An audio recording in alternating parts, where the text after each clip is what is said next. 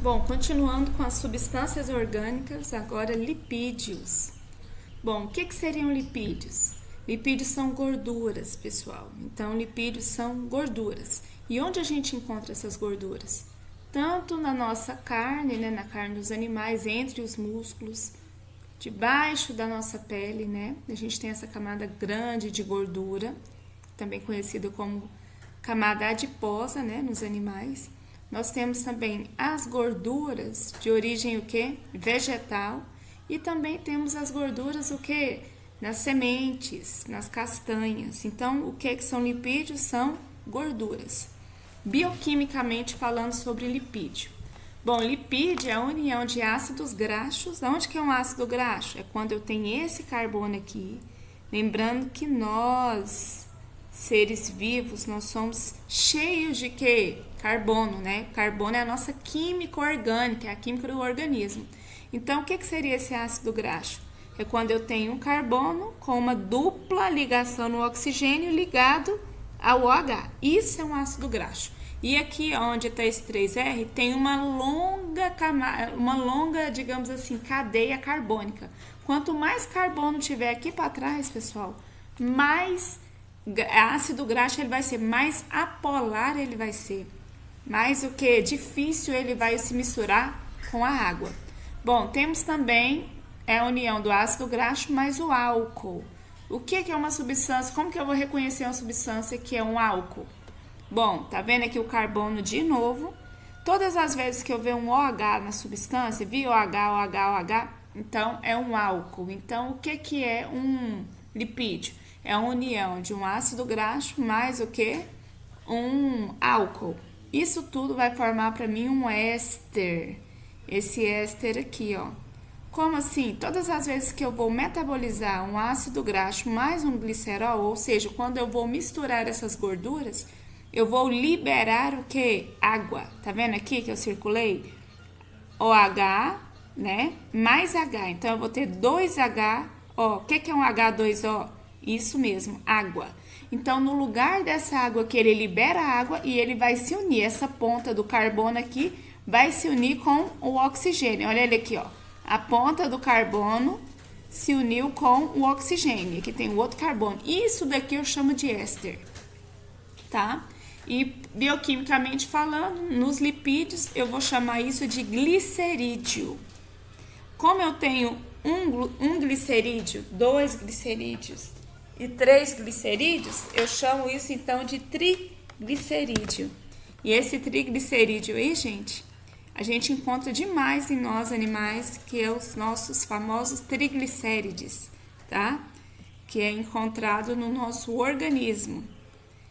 Esse glicério aqui, ó, lembra a gente de glicose, né? Então, todas as vezes que a gente come excessivamente o nosso carboidrato, a gente acaba reservando o restante dessa energia em forma de gordura no nosso organismo. Então, todas as vezes que eu vou metabolizar, eu libero o quê? Água. Bom, o petróleo se dissolve na água? Não, né, pessoal? Ele não vai se dissolver na água. Primeiro, porque o petróleo ele é derivado de combustíveis fóssil, né? E combustível fóssil era algum ser vivo. E o ser vivo, como eu falei no slide anterior, ele é cheio de carbono. Cheio de carbono e, no caso, a gente está falando de um ácido graxo. E um ácido graxo é graxa pura, pessoal, é gordura. Então, ele não se dissolve na água justamente por isso. Bom, então, o que seriam esses lipídios? É um carbono, hidrogênio e oxigênio, bem parecido com os carboidratos, né? Só que eles são insolúveis em água, ou seja, devido a essa cadeia carbônica tão grande e abundante, e também devido ao fato de que eles não possuem cargas, né? Essas cargas que vão deixar ele uma substância apolar. Lembra da água, que a água era polar, porque ela tinha o quê? O hidrogênio positivo e o oxigênio negativo, né? Então, por isso, aqui eu não tenho carga. Tudo isso daqui é o quê? Lipídios, né? Bom, as características dos lipídios. Nós temos aí a questão da função estrutural. Como assim estrutural? Pessoal, ela vai ser a estrutura da nossa célula. Aqui eu tenho a membrana plasmática, que vai estruturar a nossa célula. E a membrana plasmática ela é formada por uma bicamada, já falei isso em sala para vocês, 2 camadas fosfolipídica, tá? Aqui nós temos a camada dos lipídios, que é essa cauda aqui que eu chamo de hidrofóbica. Aqui não vai se misturar com o quê? Com água. Água fóbica é repulsão, medo, né? Agora, a parte hidrofílica, que é essa cabeça aqui, ó, a gente chama ela de hidrofílica porque filia é afinidade, né? Porque o meio extracelular é líquido, o meio intracelular líquido também. Então, essa camada aqui, ó, hidrofílica, é justamente para interagir. Mas a hidrofóbica aqui, ó, ela vai ser o quê? Apolar, não vai deixar essa interação acontecer. Bom, aqui eu já falei para vocês, né? Bom, e nós temos a gordura também como isolante térmico. Alguns animais que vivem em locais bem frios, que enfrentam esses invernos mais rigorosos, eles possuem uma ampla camada de gordura, tá? Entre o seu corpo, no caso, ao redor do corpo, né? Que vai servir como perca de quê? De calor. Então, a gordura também serve como um isolante térmico. Bom, sobre essa imagem aqui do lado, né? Todo mundo já deve ter assistido o Pica-Pau, já deve ter visto esse episódio. Vamos falar agora de hibernação, né? Vamos fazer o nosso bonitinho aí dormir. Bom, pessoal, o que seria essa hibernação? Por possuírem uma camada grande de gordura ao redor do corpo e também pela região, digamos, ser bem mais fria, algumas espécies de animais, eles vão o quê? Hibernar. Por exemplo, os ursos, vamos supor que os ursos vão hibernar quando o inverno está bem rigoroso lá no Polo Norte, por exemplo. Eles vão para as suas cavernas. Chegando lá na caverna, o metabolismo dele vai diminuir, ou seja, o funcionamento do organismo dele diminui e ele vai o quê? Dormir. Ele pode dormir cerca de 3 a 6 meses. Isso durante o ano, tá? Durante esse sono aí, ele não acorda nem para comer, nem para ir ao banheiro, para nada, inclusive beber água. Aí vocês me perguntam, mas como que ele fica esse tempo todo sem beber água, professora? Sem comer, tudo bem, tem a camada de gordura que a gente já aprendeu, que é a reserva de energia. Então, o próprio corpo vai consumindo essa camada de energia. Mas e a água? Do mesmo jeito, eu faço a pergunta para vocês. Como que os camelos ficam grande período de tempo sem o quê? Sem beber água lá no deserto? Ah, é porque ele tem um reservatório de água, não sei o que lá. Pessoal, o camelo ele tem uma corcova, né? Aquela corcova dele é cheia de gordura. Do mesmo jeito como os ursos polares. A questão da água é o seguinte, voltando lá nos slides anteriores aqui. Todas as vezes que eu vou metabolizar um lipídio, eu vou liberar o quê? Água. Então, o próprio organismo consegue absorver essa água liberada durante essa quebra, tá? Então, isso é muito importante. Então, eles conseguem sobreviver esse tempo todo hibernando, dormindo, certinho? Bom, a questão dos ursos polares. Pessoal, a questão da hibernação é muito importante, interessante, porque além do frio que eles já estão acostumados diariamente, tem o período do inverno que é mais rigoroso. Imagine se esses ursos tivessem que acordar lá para beber água ou para fazer as suas necessidades, xixi, cocô. Se eles acordassem, eles sentiriam fome, então eles iriam para fora da caverna buscando alimento, onde eles poderiam não sobreviver ao quê? Aquela tempestade, né? Bom, aqui a questão dessa imagem aqui, ela é bem triste, porque mostra um urso polar desnutrido, ele tá magro, né? O que acontece? O homem, pessoal, pela sua ganância, ele começa a pescar, começa a retirar grandes volumes de quê? De peixe ao mesmo tempo, fazendo com que os ursos polares tenham uma escassez de alimentos. Como ele tem essa escassez de alimento, o que vai acontecer? Eles começam a predar entre eles, começam a comer entre eles. Então, isso é um canibalismo, tá? É uma coisa muito preocupante. Bom, a questão das características das gorduras, ou seja, dos lipídios. ela atua como um isolante elétrico. Tá vendo aqui o nosso neurônio? Esse neurônio aqui, para fazer qualquer impulso, para mandar qualquer informação para o nosso organismo, ele é um impulso elétrico, é um impulso nervoso. Então, é tudo eletricidade. Para que a gente não tome choque, essa bainha de mielina aqui, ó, que é como se fosse uma fita isolante que vai encapar todo o fio que é esse neurônio, ela não permite que a gente faça o quê? Que a gente tome choque. Tem algumas doenças autoimunes que é o próprio organismo, o nosso sistema imunológico começando a atacar o nosso próprio corpo. Tem algumas doenças que começam a atacar o quê? A bainha de mielina. Isso é um problema seríssimo, né? Bom, quanto à classificação dos lipídios, olhem bem essas imagens que a gente vai estar falando sobre elas. Bom, quanto à classificação, nós temos os glicerídeos. O que são glicerídeos? São as nossas principais reservas energéticas. É aquela gordura que tem distribuída no nosso corpo, tá bom? É aquela gordura da carne bovina que a gente compra. É aquela gordura lá do torresmo que a gente come, lá da carne suína. É o famoso bacon, né? Então, isso daqui, pessoal, é a nossa reserva de energia, que é essa gordura. Tá vendo essa célula aqui desse lado? Essa célula aqui, ela é chamada de adipócito. Ela é um reservatório de quê? De gordura. Tá vendo aqui, ó, o tamanho que ela fica de tudo isso daqui é gordura proveniente do quê?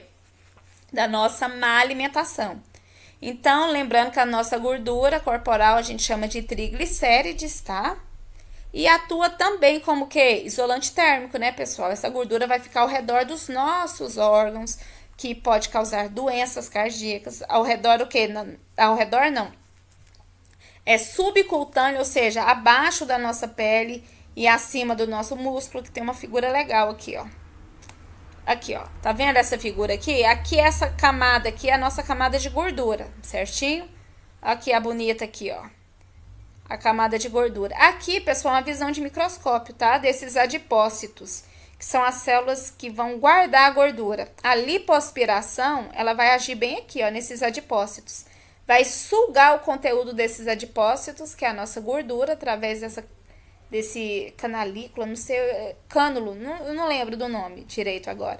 Então, vai aspirar toda essa gordura aqui, a famosa aspiração. É a lipoaspiração, lipídio, tá? Aspirar é puxar, sugar essa camada de gordura. Tá vendo aqui as camadas da pele, o músculo aqui embaixo e essa gordura toda. Olha aqui que delícia, gente. Bom, pessoal, ainda nos glicerídeos.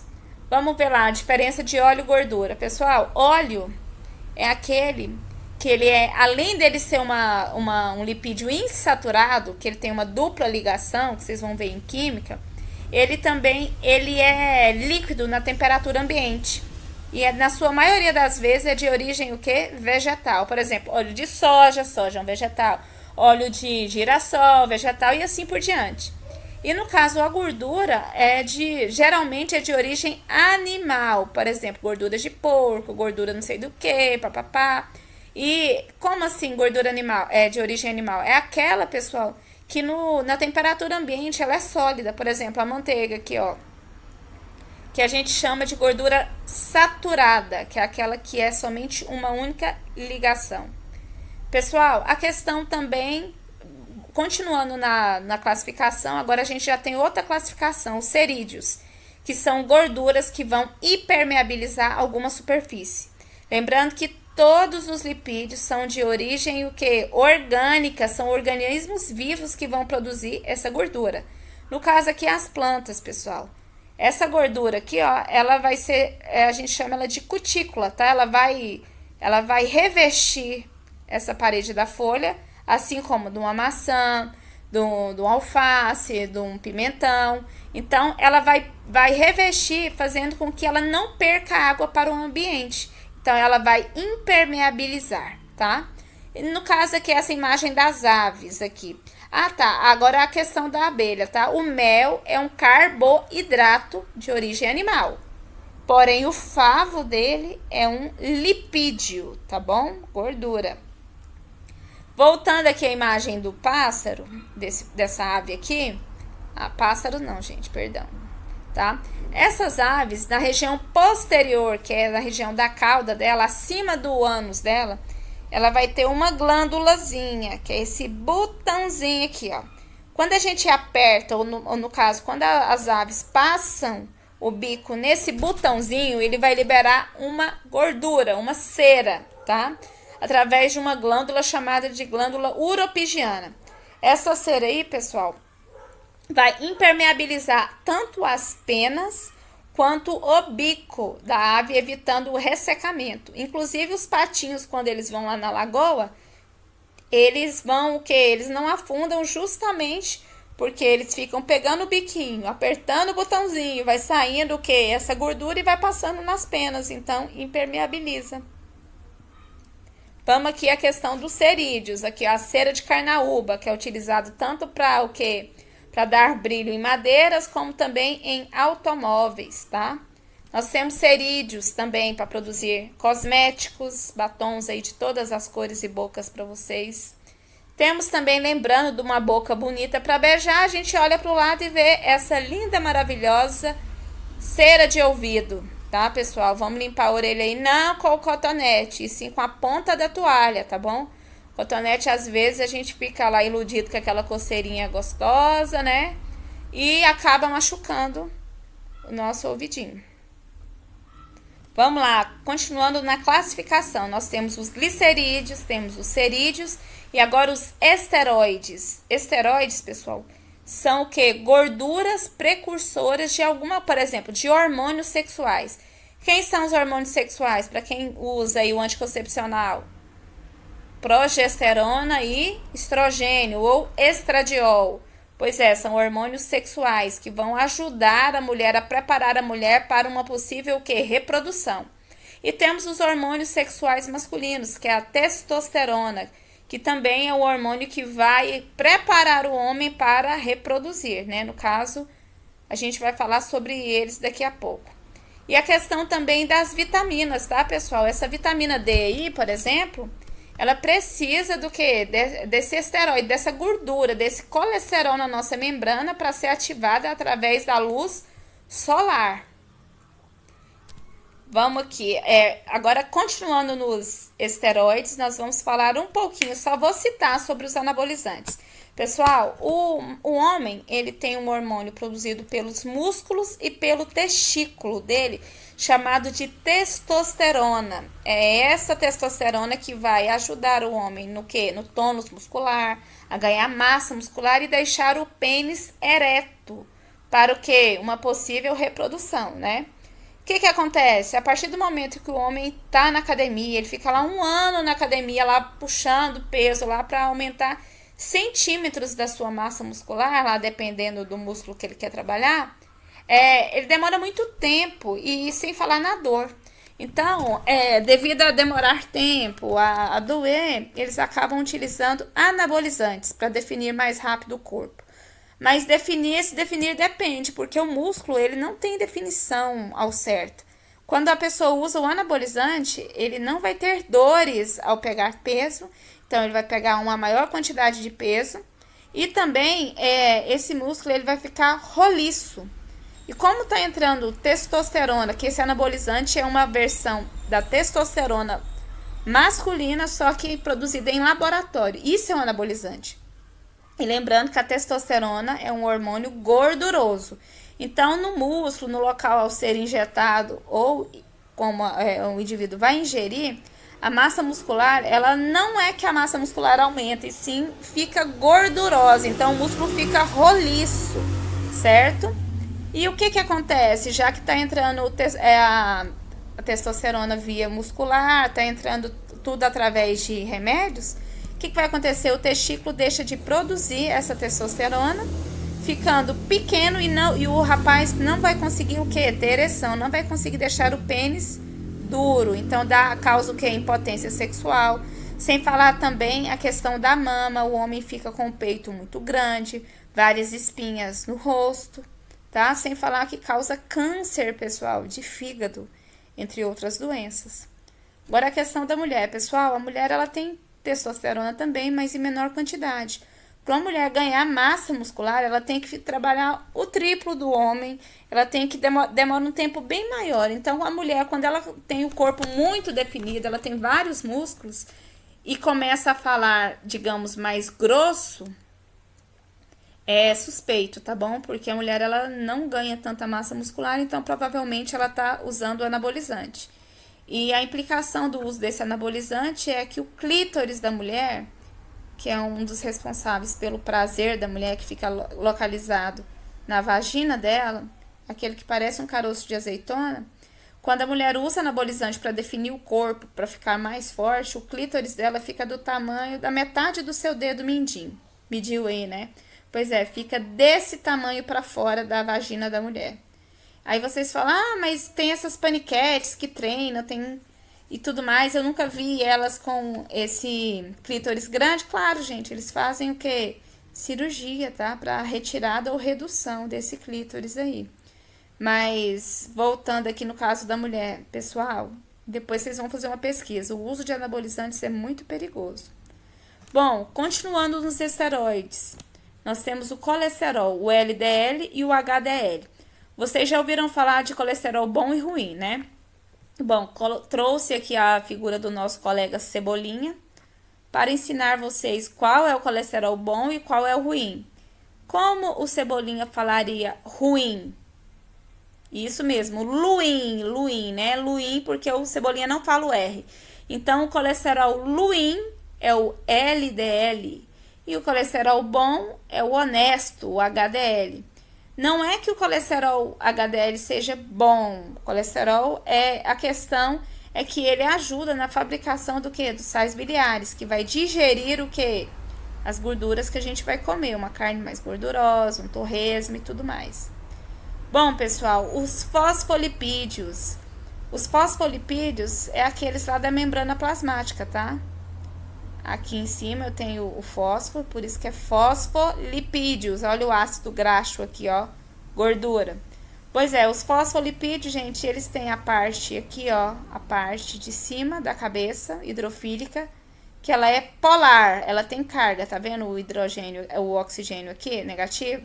E tem a parte também que ela é apolar, que é da gordura. Quando eu tenho a parte polar e apolar, eu tenho uma molécula que é chamada de anfipática, tá? Ela tem tanto a carga e tanto a parte que tem carga como não tem carga.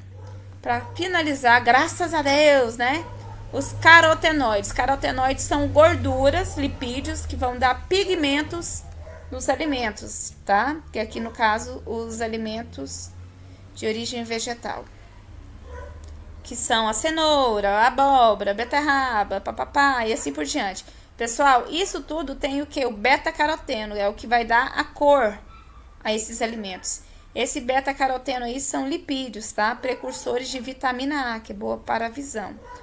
Bom, essa fotossíntese aqui, gente, vocês sabem que a fotossíntese é realizada pelos vegetais e através da clorofila, né? Que vai absorver o que? A luz solar e transformar em alimento. Mas não é somente a clorofila, tá? O beta-caroteno aqui, esses pigmentos amarelos, laranjados, aí, ó, também pode realizar a fotossíntese. Espero ter ajudado vocês, não deixem de assistir, eu sei que dá sono, mas bora aí que a vida continua, né? Um abraço para todos.